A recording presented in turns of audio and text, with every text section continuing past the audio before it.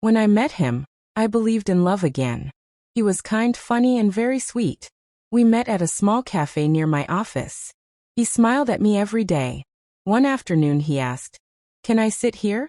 That simple question changed my life. He said he wanted a simple future. A small house. A loving wife. Happy children. I wanted the same dream.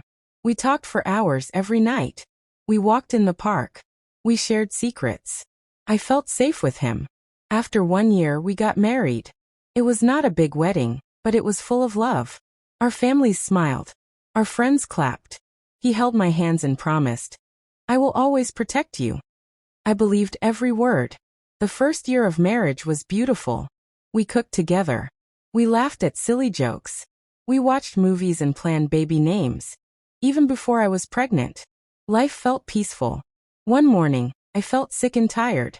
I thought it was nothing. But the doctor smiled and said, "You are going to have a baby." My heart jumped with joy. That evening, I prepared a small surprise. I cooked his favorite meal and put the pregnancy test inside a tiny gift box. When he opened it, he looked surprised. "You're pregnant?" he asked softly. "Yes," I said with happy tears. "We are going to be parents." He smiled, but it was not the smile I expected. It looked forced. He became quiet. That night he did not hug me. He did not talk about the baby. In the next weeks, something slowly changed. He came home late. He said work was busy. He stopped touching my stomach. He stopped asking how I felt. I told myself, maybe he is stressed. Maybe he is afraid of becoming a father. I wanted to believe that everything was normal. But deep inside, I felt something was wrong. I just didn't know how wrong it was. As my belly grew, the distance between us also grew. He spent more time on his phone. When I walked into the room, he quickly locked it. Sometimes he smiled at the screen. But he did not smile at me. One evening I asked gently, "Is something bothering you?" "No," he answered quickly. "You think too much." But I could feel it. The cold air between us. The silence at dinner. The space on our bed. Then one day he said he had a business trip for 2 days. He did not look into my eyes when he said goodbye. That night, I felt lonely.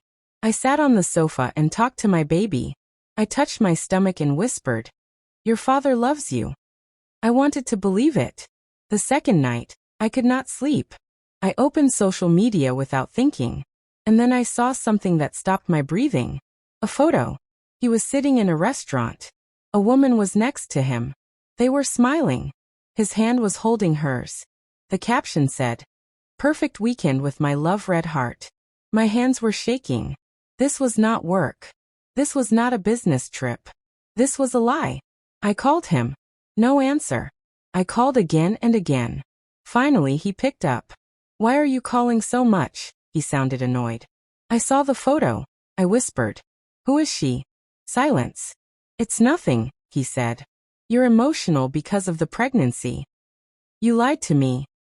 "It just happened," he replied coldly. "Nothing just happens." That night, I cried alone.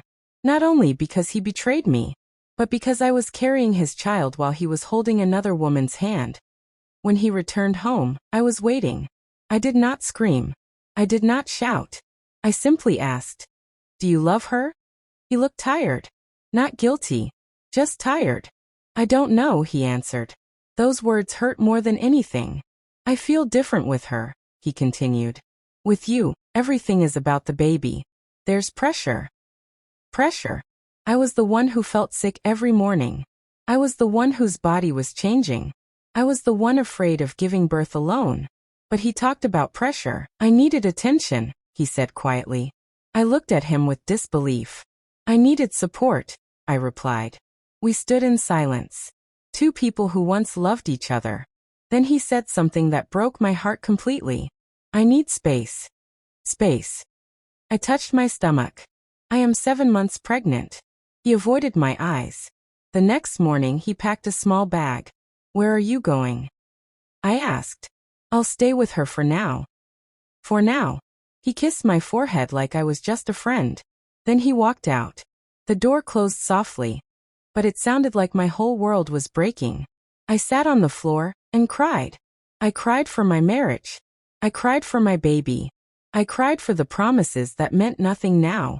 Later that night, I felt my baby move. I placed my hand on my stomach. It's okay, I whispered. Mommy is here. At that moment, I understood something important. He left. But I was not alone. The last months of pregnancy were difficult. He did not call. He did not ask about doctor visits. He sent money once. No message. Just money. But I stopped waiting. I painted the baby's room soft yellow. I folded tiny clothes. I went to checkups alone. Sometimes I cried at night. But during the day, I became stronger. Then the day came. After hours of pain and fear, I heard a soft cry. It's a girl, the nurse said. They placed her in my arms. She was small and warm. She looked at me with innocent eyes. In that moment, my pain disappeared. I named her Hope. Because she gave me hope. Weeks later, he sent a message. Can I see the baby? I looked at my daughter sleeping peacefully. I replied, you can see your child. But I deserve respect. When he visited, he looked different. Quieter. He held the baby and started crying. But I did not cry. Because I was not the same woman anymore. I was stronger. I learned something important. When someone leaves you at your weakest moment, they do not deserve you at your strongest. He left me while I was pregnant. But he did not destroy me. He showed me his true face. And I discovered my own strength. I am not just a woman who was left behind. I am a mother. I am brave. And I am enough.